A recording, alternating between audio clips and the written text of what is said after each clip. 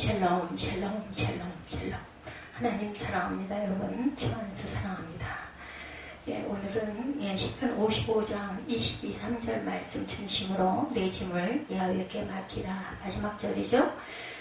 그가 너를 붙드시고 의인의 요동함을 영원히 허락하지 아니하시리로다. 하나님의 주께서 그들로 파멸의 웅덩이에 빠지게 하시리이다. 피를 흘리게 하며 속이는 자들은 그들의 날에 반도 살지 못할 것이나 나는 주를 의지하리이다. 아멘. 사람이 산으로 가면 피할 수 없는 짐이 몇 가지가 있습니다. 하나는 자신의 생존을 위한 짐, 사랑하는 가족을 위해서 져야 하는 짐, 사회의 공인으로 억지로라도 져야 하는 책임이라는 짐들이 있죠. 짐이란 말은 한마디로 부담이 될 수 있습니다. 사람이 짐을 지게 되면 부자야하게 되고 그것을 벗기 전까지 고통이 따르기 때문에 할 수만 있으면 짐을 지지 않으려고 하죠. 그럼에도 불구하고 그 짐을 벗지 못하는 까닭은 나 대신 짐을 맡아줄 사람을 찾지 못하기 때문이다. 세계에서 제일 높은 히말라야 산맥에는 8,000m가 넘는 봉우리가 14개가 있는데 이를 가리켜 14좌다 이렇게 말합니다. 이 봉우리들은 완등하기 위해 수많은 사람들이 히말라야를 찾지만 완등한 사람을 대장이라고 하는데 그 숫자는 그리 많지가 못하다고 그래요. 최초의 항공인으로 엄홍길 대장이 2000년 7월 그 K2에 오르면서 아시아인으로 처음으로 세계에서 8번째 14자를 완등했다고 합니다. 그러나 아무리 뛰어난 등산가라 할지라도 산소가 기복하고 기후가 수시로 변하는 고산에서 짐을 날라주고 길을 안내해주는 세르파나 포토의 도움 없이는 설령 정상에 올랐을지라도 하산하는 도중에 얼마든지 목숨을 잃을 수가 있다는 겁니다. 그러므로 높은 산을 정복하기 원하는 등산가는 좋은 포토인 진군을 만나는 것이 축복 중에 축복이라고 그러죠. 우리의 신앙생활은 즐거운 하이킹이나 건강에 도움이 되는 조깅이 아니라 히말라야 14조보다 더 높은 저 높은 곳을 향해 날아가는 여정이기 때문에 우리에게도 등산가의 곁에서 무거운 짐을 지고 묵묵히 길을 안내하는 길 안내자 세르피아와 진군인 포토가 절대로 필요하다는 것을 잊지 마시기 바랍니다. 그렇다면 우리가 지고 맡겨야 할 짐은 무엇이고 그 짐을 맡아줄 진군은 누구인지 말씀을 통해서 참고해보고자 합니다. 벗을 수 없는 짐입니다. 과연 내가 짐을 지고 있는 사람인지 아닌지를 알 수 있는 방법은 내가 무슨 요인으로든지 마음에 근심이 있고 불편하고 탄식하게 만드는 것이 있다면 그것이 일이든 사람이든 내가 지고 있는 무거운 짐이죠. 오늘 시편 기자가 그와 같은 무거운 짐을 진 사람이었어요. 55편 2절에 보면 내게 굽히사 응답하소서 내가 근심으로 편하지 못하여 탄식한다 이렇게 고백하죠. 그래서 근심이란 말 시아흐는 불평이고 편하지 못하며 라는 말 루드는 불안으로 안절부절 못하는 상태이고 탄식이라는 말 훔은 큰 소리를 지르다.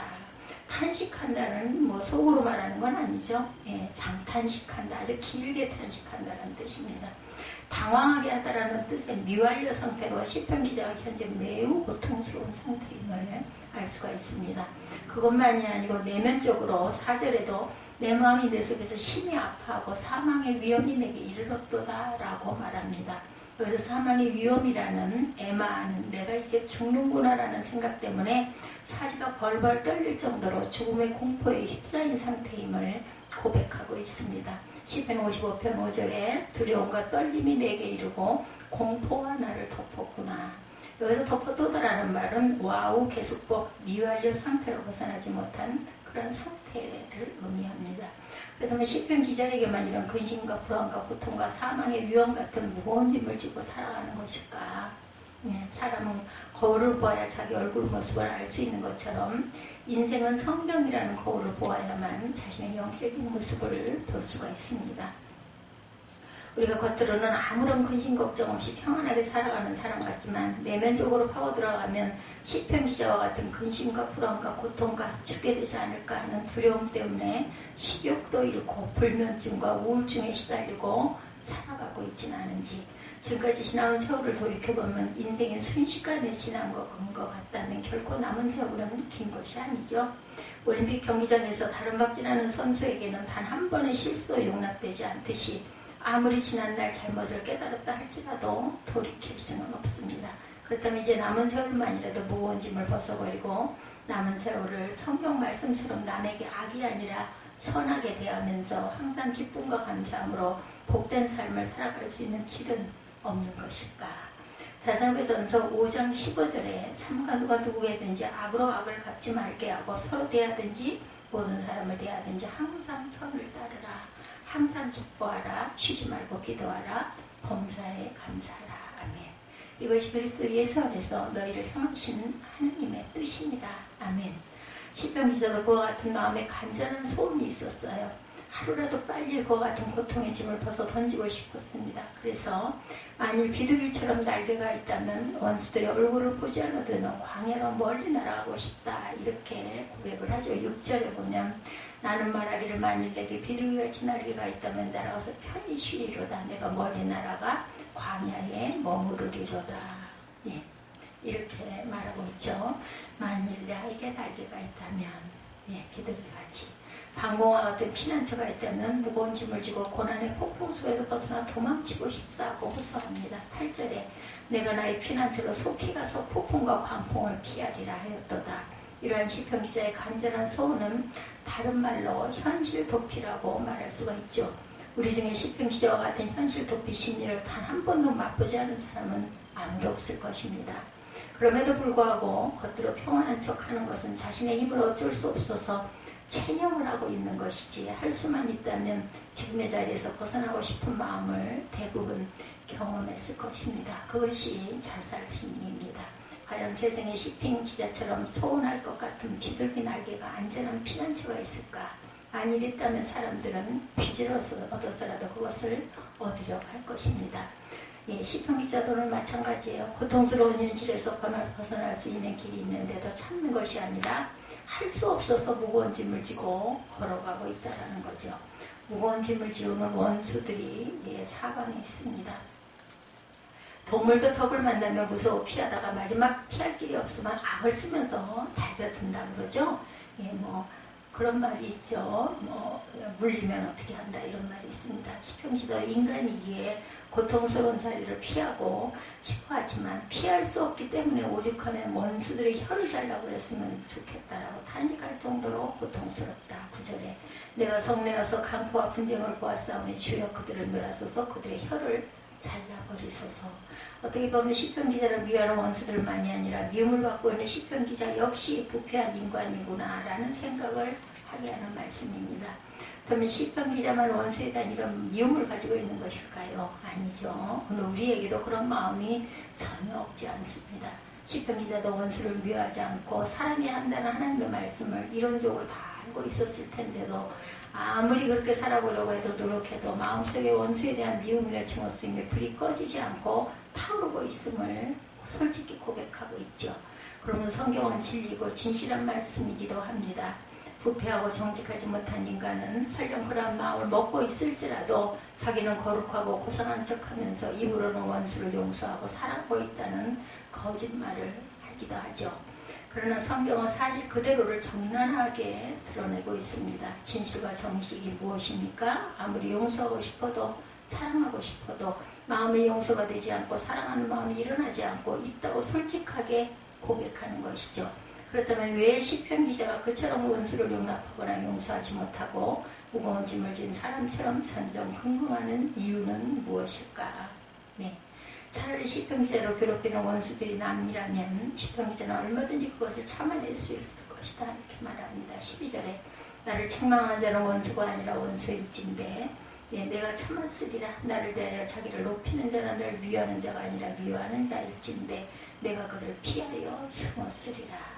지금 시편 기자를 못살게 구는 사람은 오히려 시편 기자에게 사랑의 빛을 지고 있는 사람들이고 억지로라도 시편 기자를 사랑해야 할 책임과 의무가 있는 자들이 시편 기자를 배신하고 뒤통수를 치고 있기 때문에 더 괴로워하고 미워하고 있습니다. 13절에 그가 곧 너로다. 나의 동료, 나의 친구, 나의 가까운 이로다. 우리가 같이 재미있게 의논하며 무리와 함께하여 하나님의 집 안에서 다녔다. 이를 쉬운 말로 번역한 성경을 보면 왜 그렇게까지 힘들어하고 가슴 아파하는지를 실감나게 알 수 있습니다. 그런데 그가 다름 아닌 바로 너 아니었더냐. 내 동료고 나 가장 가깝고 믿음직스럽던 벗이 아니더냐.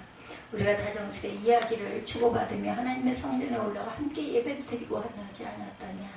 아마도 우리 인생을 살아오면서 시편 기자와 같은 배신을 경험한 적이 있을 것입니다. 그 사람은 내가 전혀 모르거나 그 사람에게 손해를 끼친 적이 있는 사람이 아니기도 합니다. 어쩌면 시편 기자처럼 도움을 주고 사랑을 주고 다른 사람은 몰라도 저 사람은 누구보다 나를 사랑하고 나를 이해하는 사람이라고 믿었던 사람일 것입니다.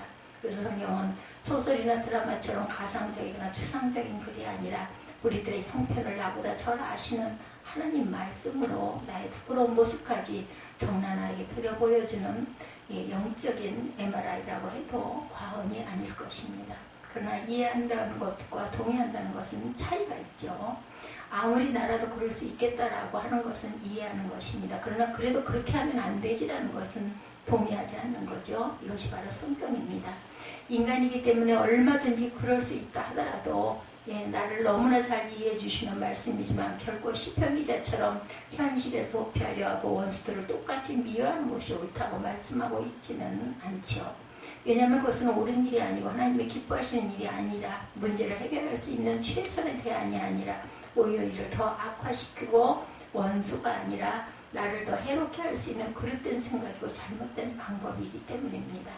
그러므로 우리가 아무리 어려운 일을 당할지라도 아무리 나를 미워하는 원수일지라도 하나님이 기뻐하시지 않는 하나님이 동의하지 않는 방법이나 수단을 사용해서는 안 된다는 것.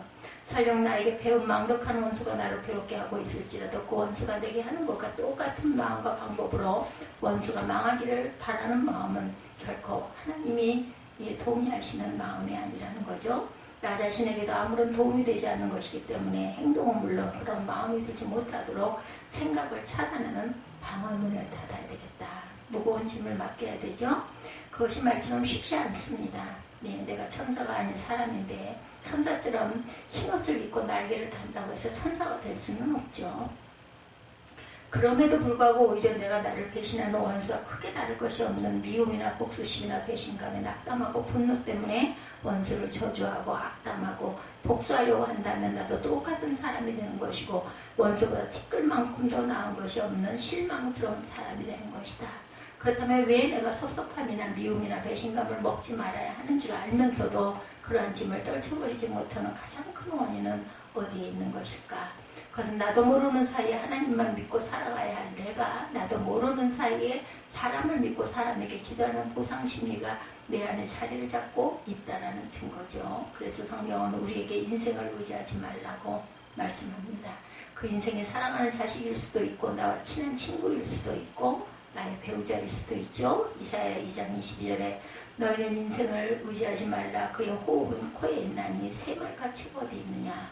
그 이유가 무엇일까? 요한복음 3장 16절에 하나님의 세상을 이처럼 사랑하신다는 사랑은 우리 인간들과 달리 무조건적인 사랑이라는 것.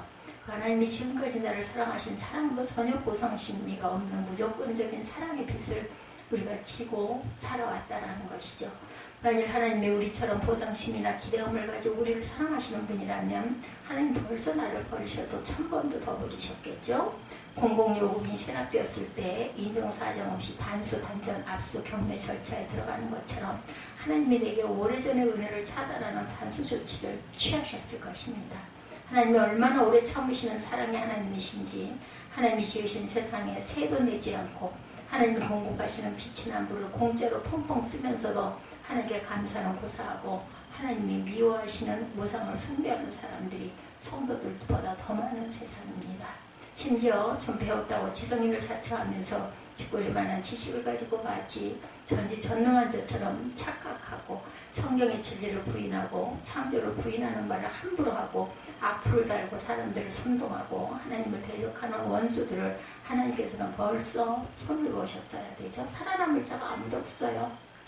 그때마다 죄 지을 때마다 심판했다면은 그럼에도 불구하고 하나님께서는 성도와 불신자를 차별하지 않으시고 믿음이 좋은 사람과 형편없는 사람을 차별하지 않으시고 동일하게 값없이 생명을 주시고 살려두시고 값없이 물을 주시고 빛을 주시고 양식을 주시고 살아게 하게 하시는 것은 하나님의 사랑은 무조건적이고 하나님의 사랑은 기대하지 않는 사랑이기 때문이다. 하나님께서 우리에게 원수를 사랑하라고 명령하시는 까닭은 이전에 우리가 하나님과 원수였는데 하나님이 우리를 값없이 일방적으로 사랑하셔서 우리가 예수를 믿게 하셨고 우리를 구원하신 사람이 빚진 자들이기 때문에 그 빚을 원수에게 똑같이 돌려주라는 뜻입니다. 그러므로 사람에게 아무리 배신을 당한다 할지라도 내가 그 사람에게 베푼 사랑이 하나님에게 베푼 사랑처럼 무조건적인 사랑이었다면 나도 그 사람에게 아무런 기대나 보상을 요구하지 않기 때문에 설령 내가 사랑을 준 그 사람이 나를 배신한다 할지라도 실망할 이유가 없어요. 미워해서는 안 된다는 거죠. 왜냐하면 하나님은 나에게 더 큰 배신을 당하시고 감사는 고사하고 배운 완벽한 삶을 살고 있지만 나를 아직까지 살려두시는 그 사랑의 빛 때문입니다. 설령 내 자식이 나를 배신한다 해도 내가 사랑했던 사람이 나를 등진다 할지라도 그 때문에 내가 고통을 당하고 있는 것이 사실일지라도 나도 그 사람을 똑같이 미워하고 복수심에 불타는 것은 내가 이미 스스로 벗어나지 못한 무거운 짐을 또 하나 더 지었다라는 것이죠. 하나님의 말씀인 성경이 우리에게 가르치는 사랑은 어떤 경우에도 모든 것을 참으며 아무런 기대도 걸지 않는 무조건적인 사랑, 그저 흘러내려 보내는 사랑이어야만 내가 무거운 짐을 벗어버리는 방법이라는 거죠. 오늘 시편 기자가 바로 그 비밀을 깨닫게 합니다. 그것은 시편 기자를 짓누르고 있는 무거운 짐을 벗어던지는 방법을 깨닫게 된 것이죠. 우리는 그것은 하나님께 기도하는 것만이 최선이라고 생각할 것입니다. 처음에 시편 기자도 마찬가지였어요. 무거운 짐을 벗어던지고 자유하고 싶어서 복되고 싶어서 하나님께 그 무거운 짐을 해결해 달라고 아침에도 부르짖고 점심에도 부르짖고 저녁에도 부르짖어요. 16절에 보면 나는 하나님께 부르짖으리니 여호와께서 나를 구원하시리로다. 저녁과 아침과 정오에 내가 근심하여 탄식하리니 여호와께서 내 소리를 들으시리로다. 그 결국 원수들이 온갖 수단 방법을 다하여 시편 기자를 죽이려고 했지만 원수들이 결코 시편 기자를 죽이지 못했고 이기지도 못합니다. 그것은 하나님께서 시편 기자의 부르짖음을 들으시고 원수들의 손에서 건져주시고 평안하게 시편 기자를 보호하셨기 때문이죠. 18절에 나를 대적하는 자 많더니 나를 치는 전쟁에서 그가 내 생명을 구원하사 평안하게 하셨도다. 그러나 눈에 가시와도 같은 원수들은 시편 기자의 눈앞에서 사라지거나 망하지 않습니다. 엄연히 살아서 못된 짓을 하는 것을 시편 기자는 보고 있죠. 20절에 그는 손을 들어 자기와 화목한 자를 치고 그의 언약을 배반하였도다. 물론 그것을 보는 시편 기자의 마음에는 자유함이 없었어요. 여전히 시편 기자는 원수에 대한 무거운 짐을 지고 있습니다. 그 이유는 내가 그 원수의 손에서 벗어났으면 감사하고 평안하게 되었으면 행복해야 하는데 왜 마음에 여전히 앙금이 남아있는 것일까? 내가 원수들의 손에서 벗어나 평안하게 되었으면 그것으로 만족하고 감사하는 것이 아니라 하나님께서 나를 괴롭히는 원수들을 망하게 하는 모습을 보고 싶어하는 나쁜 마음이 우리 속에 남아있기 때문이다. 이것이 바로 부패한 인생의 실상입니다. 누구든지 그러한 마음을 벗어던지지 못하고는 진정한 마음의 평안이나 자유나 행복을 누릴 수 없다는 것. 그때 시편 기자의 마음속에 세미한 소리가 들리죠. 마치 사도 바울이 자기 속에 원하는 자아와 원치 않는 자아가 공존하고 있다고 한 것처럼 시편 기자의 마음속에도 두 자아가 공존합니다. 첫째 자아는 원수를 내 손으로 갚아야 하겠다는 부정적인 자아. 자기를 괴롭히는 원수들이 여전히 살아 입술에 나오는 말은 겉에보다 매끄럽게 듣기 좋은 말을 하지만 마음속에서는 끊임없이 시편 기자를 죽이려고 칼을 뽑고 있기 때문에 그 원수들이 망하는 것을 보기 전에는 결코 안심할 수 없고 그 마음에 항상 원수에 대한 미움을 버리고 내던져버리지 못하고 있는 상태. 21절이죠. 그 입은 버태고와도 매끄러우나 그 마음속에는 전쟁이 일고 있고 그의 말은 기름보다 부드러우나 칼처럼 날카롭다. 칼처럼이란 말, 페티하, 칼집에 꼽혀있는 칼이 아니라 언제든 상대방을 찌를 수 있도록 칼집에서 뽑은 칼을 뜻하는 말로 원수들이 지금 어떤 상태인가를 여실히 보여주고 있습니다. 그러므로 시편 기자도 이에 맞대응하기 위해서 항상 긴장할 수밖에 없고 내가 찌르기 전에 내가 먼저 찔러야 한다는 긴장감 속에 불안한 상태의 마음이 시편 기자를 부정적인 자아들이 드러납니다. 두 번째 자아는 시편 기자가 아무리 원수들이 망하는 것을 보고 싶다 할지라도 그 원수들을 마음에 품고 있으면서 해결하지 못하는 것이 도리어 시편 기자를 더 힘들게 하는 무거운 짐이라는 사실을 깨닫고 그것을 해결해 주시리는 오직 하나님이심을 믿고 무거운 짐을 하나님께 맡겨버리고 자유하라는 긍정적인 자아가 일어나죠. 22절에 내 짐을 여호와께 맡기라 그가 너를 붙드시고 의인의 요동함을 영원히 허락하지 아니하시리라. 여기서 짐이라는 말, 대하가는 물건이 아니라 지금까지 시편 기자의 마음을 짓누르고 기쁨과 평안을 빼앗아버린 불안과 걱정과 근심을 뜻합니다. 맡겨버리라는 말은 내던지다, 집어던지다라는 뜻의 명령형으로 묻거나 따지지 말고 내 마음속에 자리 잡고 있는 원수에 대한 미움을 무조건 내 마음에 더 이상 자리하지 못하도록 그것을 끄집어내서 내 손이 미치지 못하도록 멀리 집어던져버리라는 명령형입니다. 그것만이 진정으로 시편 기자가 자유하게 되는 길이고 진정으로 원수를 갚는 일이고 시편 기자가 그렇게 할 때 하나님께서 원수들을 철저하게 갚아주실 것이라는 긍정적인 자아가 일어나죠. 23절에 하나님이여 주께서 그들로 판멸의 웅덩이에 빠지게 하시리라. 피를 흘리게 하며 속이는 자들은 그들을 날에 반도 살지 못할 것이나 나는 주를 의지하리이다. 아멘. 오늘 성경은 주전 979년 전 구약성경 사무엘하 15장 7절에서 18절을 배경으로 하고 있어요. 시편 기자는 다윗으로 수단과 방법을 가리지 않고 시편 기자를 죽이려 하는 원수들은 다른 사람이 아니라 다윗이 여러 아들 가운데 유난히 더 사랑을 주었던 압살롬이었어요. 근데 다른 이들이 아닌 바로 압살롬이 다윗이 병상에서 고통할 때 백성들을 선동하여 쿠데타를 일으켜서 자칭 왕이 되려고 했던 인물이고 그와 같은 압살롬의 배신을 부추기고 도온 살마이 다윗의 오른팔이고 제갈 공명과 같은 신임을 했던 아히도벨이었다는 것이죠. 제가 이걸 앞에 읽으면서 아히도벨이구나 하는 생각을 했어요. 그 때문에 다윗은 압살롬을 피해 맨발로 울며 왕궁과 예루살렘을 떠나 피신할 수 있는 길밖에 없었고 때문에 시므야와 같은 배은망덕한 자들에게 멸시와 모욕을 당하기도 합니다. 그렇다면 시편 기자는 그와 같은 두 가지 갈등 속에 어떤 쪽을 택했어요? 긍정적인 자아. 시편 기자가 마음만 먹으면 얼마든지 원수를 복수할 수 있었지만 그렇게 하지 않고 그 짐을 야훼께 맡기고 하나님께서 시편 기자의 믿음대로 원수를 갚아주시죠.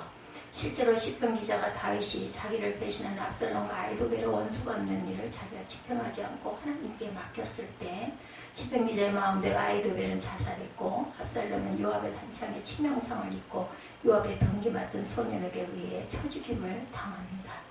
여호와 하나님께서 확실하게 시편 기자의 원수를 갚아주시죠. 이보다 더 확실한 복수가 없습니다. 이는 여호와 하나님은 어제나 오늘이나 의로우신 재판장이시기 때문에 의인의 원수를 보호해 주시는 공의로운 하나님이심을 입증합니다. 오늘 성경은 지금부터 3000여 년 전에 실제로 있었던 사건이지만 마치 오늘의 시대를 보는 것과 같죠. 여러분들 시편 기자가 무거운 짐을 지고 평생을 살아간 것처럼 오늘 우리도 인생의 무거운 짐을 지고 살아가고 있습니다. 그 짐은 생존의 짐이고 죄의 짐이고 질고의 짐이고 죽음의 짐이고 욕심의 짐이고 남을 미워하는 짐입니다. 모든 사람들이 다 각자의 짐을 지고 가기 때문에 남의 짐을 맡아줄 여유가 없어요. 오히려 자기 짐을 남에게 떠맡기려는 사람들만 가득할 뿐입니다. 이런 세상에 예수님은 하나님이심에도 불구하고 우리와 같은 육체를 입고 이 세상에 오셔서 가진 고난을 받고 십자가에 못 박혀 돌아가셨어요. 우리의 짐을 져주시기 위해서죠. 그래서 예수님은 무거운 짐을 지는 세상 사람들에게 수고하고 무거운 짐진 자들아 다 내게로 오라. 내가 너희를 쉬게 하리라. 마태복음 11장 18절 말씀이죠. 오늘 우리에게도 이와 같은 짐들이 있을 것입니다. 그럴 때 과연 우리는 누구를 바라보고 무엇을 생각해야 할까? 다윗을 시편 기자 다윗을 바라보아야 할까? 아니죠. 허물이 많은 사람으로 당연히 고난을 받아야 마땅한 다윗이지만 예수 그리스도는 티끌만큼도 죄가 없으신 분으로 세상에 오셔서 우리와 죄와 질고와 죽음의 짐을 지시기 위해 십자가에 못 박혀 돌아가셨죠. 내 짐을 야훼께 맡겨버리라 하신 말씀은 시편 기자 한 사람에게만 해당되는 말씀이 아니고 시편 기자를 통해 야훼 하나님께 짐을 맡기는 것이 왜 원수를 이기는 승리의 삶인가를 생생하게 보여주시는 말씀이죠. 예수님은 십자가에 달려 죽으실 때 첫마디가 오늘 시편 기자처럼 하나님께 원수를 갚아달라는 기도가 아니라 원수를 용서해달라는 기도였어요. 누가복음 23장 34절에 예수께서 이르시되 아버지 저들을 사하여 주옵소서 자기들이 하는 것을 알지 못함이니이다 하시더라. 그들이 그의 옷을 나눠 제비 뽑을세. 우리가 살아가는 세상은 우리에게 짐을 가중시키는 세상이죠. 이러한 세상에서 우리가 날마다 하나님께 기도해야 하는 이유는 기도는 우리의 짐을 야훼께 맡겨버리는 최선의 방법이기 때문이다. 빌립보서 4장 6절이죠. 아무것도 염려하지 말라. 오직 모든 일에 기도와 간구로 너의 구할 것을 감사함으로 하나님께 아뢰라. 그리하면 모든 지각에 뛰어난 하나님의 평강이 그리스도 예수 안에서 너희 마음과 생각을 지키시리라. 아멘. 그것은 완전한 승리가 아니죠. 우리가 해야 할 일은 예수를 닮는 삶, 원수를 내 손으로 갚으려고 하면 반드시 내 손에 원수의 피를 묻혀야 한다는 것. 완전한 승리가 아니라는 거죠. 우리가 예수를 믿는다는 것은 예수를 아는 것만이 아니라 예수를 닮는 삶이고 예수의 말씀에 순종하는 삶입니다. 우리가 감당하기 가장 어려운 짐은 원수와 같이 나를 괴롭히는 사람에 대한 미운 마음과 끓어오르는 복수심들이죠. 우리가 그런 마음을 내던지지 못하면 나는 원수와 하나도 더 나은 것이 없는 사람, 나중에는 내가 원수보다 더 무자비한 삶을 살게 된다는 것. 그러므로 진정으로 내 짐을 주께 맡겨버리는 삶은 날마다 그 문제를 놓고 기도하고 나는 주의 명령을 따라 원수를 갚지 말고 도리어 원수에게 주님의 사랑을 실천하는 것이라는 것을 잊지 마십시다. 시편 68편 19절 날마다 우리 짐을 지시는 주 곧 우리의 구원이신 하나님을 찬송할지로다. 너희가 친히 원수를 갚지 말고 진노하시며 맡기라. 기록되었으되 원수 갚는 것이 내게 있으니 내가 갚으리라. 그렇게 할 때 지금은 힘들지만 먼 후일에 오늘 시편 말씀처럼 원수는 내 발 앞에 엎드리게 하시고 나를 원수 앞에도 상을 베풀어 주시는 축복을 맛보게 되실 줄 믿습니다.